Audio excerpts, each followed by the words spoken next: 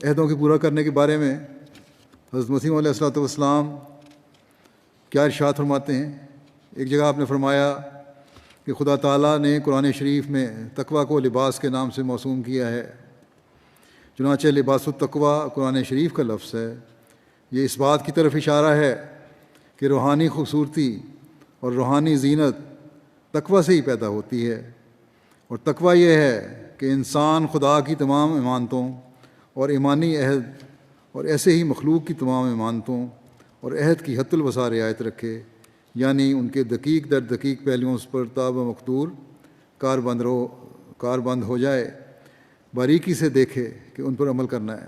عہدوں کو بھی، اور عہد جو ہیں وہی امانتیں ہیں، عہد بھی ایک امانت ہے۔